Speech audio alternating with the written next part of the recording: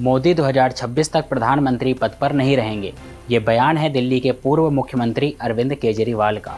सोमवार को दिल्ली में एक कार्यक्रम के दौरान केजरीवाल ने दावा किया कि मोदी 2026 तक प्रधानमंत्री पद पर नहीं रह पाएंगे। उन्होंने कहा कि उनकी लोकप्रियता पाताल लोक तक पहुंच चुकी है और उनका राजनीतिक दौर खत्म होने वाला है। इस दौरान केजरीवाल ने अमित शाह पर भी निशाना साधते हुए कहा कि दोनों नेताओं से देश को जल्द मुक्ति मिलेगी। उन्होंने आरोप लगाया कि पहले सोशल मीडिया पर सरकार के खिलाफ आवाज़ दबा दी जाती थी, लेकिन अब हालात बदल चुके हैं और मोदी के पोस्ट पर लोगों की नाराज़गी साफ तौर पर दिखती है।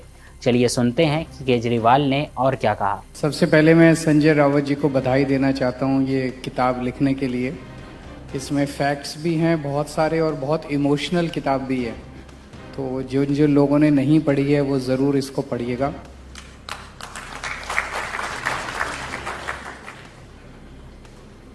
मैं बहुत ज़्यादा अनुभवी तो नहीं हूँ, स्टेज के ऊपर बहुत महानुभाव लोग बैठे हैं जो कि राजनीति में बहुत ज़्यादा अनुभव रखते हैं, लेकिन मेरा दिल कहता है और मेरी थोड़ी बहुत पॉलिटिकल समझ कहती है कि शायद मोदी जी 2026 पूरा नहीं करेंगे प्रधानमंत्री के तौर पर। मोदी जी और अमित शाह जी जाने वाले हैं। उनका साम्राज्य खत्म होने वाला है। जनता के अंदर वो इतने अनपॉपुलर हो चुके हैं, इन्होंने हजारों लाखों ट्रोल बिठा रखे हैं, उसके बावजूद वो सोशल मीडिया का नैरेटिव कंट्रोल नहीं कर पा रहे।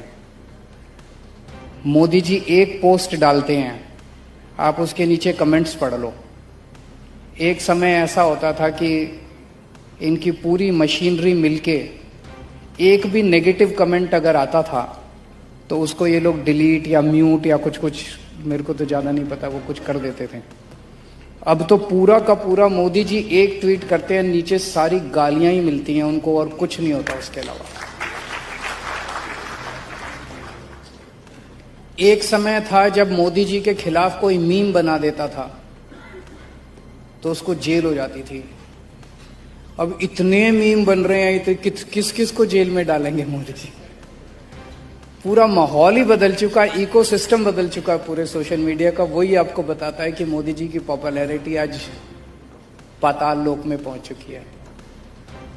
इस पूरे सिस्टम की पॉपुलैरिटी, इसकी पूरी क्रेडिबिलिटी इनकी खत्म हो चुकी है।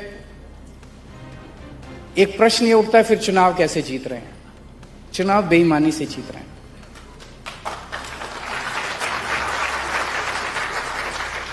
उसका सबसे बड़ा जीता जागता उदाहरण मैं हूं। मैं नई दिल्ली विधानसभा से चुनाव लड़ा। जब मैं जेल गया, जेल जाने के पहले मेरी विधानसभा में पिछली बार जब मैं लड़ा था 1,48,000 वोट थे। 1,48,000। जब मैं जेल से लौट के आया 1,06,000 वोट बचे थे। 42,000 वोट इन्होंने पीछे से कटवा दिए, यानी कि ऑलमोस्ट 30% वोट मेरी विधानसभा के इन्होंने कटवा दिए। 3,000 वोट से जीत गए। पिछली बार मैं 30,000 वोट से जीता था। इस तरह से जीत रहे हैं, बेईमानी करके जीत रहे हैं। वोट ऐड करते हैं, वोट डिलीट कराते हैं, फर्जी वोट डलवाते हैं, ईवीएम्स में हेरा फेरी। अब ये चोरी से जीत रहे हैं।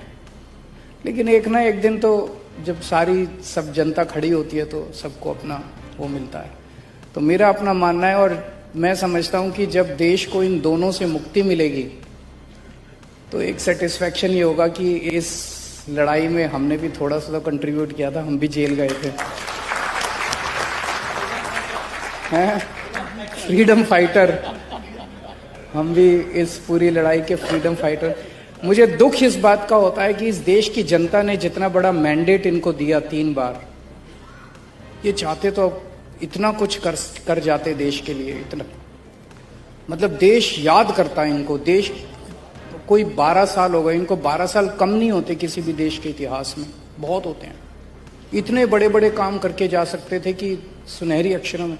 अब इनका पूरा ये कालखंड जो है ये काले अक्षरों में लिखा जाएगा हमारे इतिहास के अंदर। सबसे गंदा, मतलब कौन सा ऐसा कुकर्म है जो इन्होंने नहीं किया इन 12 साल के अंदर? सारे कुकर्म किए हैं इन लोगों ने।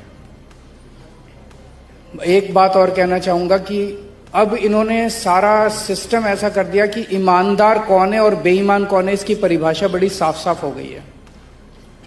जो ईडी के डर से बीजेपी में जाए वो बेईमान है, और जो ईडी के डर से जेल में जाए वो ईमानदार है। सब्सक्राइब करें आपका अपना चैनल न्यूज़ टाइम नेशन और हर खबर सबसे पहले पाने के लिए बेल आइकॉन जरूर दबाएं। और हाँ, खबरें पसंद आ जाएं तो लाइक और शेयर करना ना भूलें।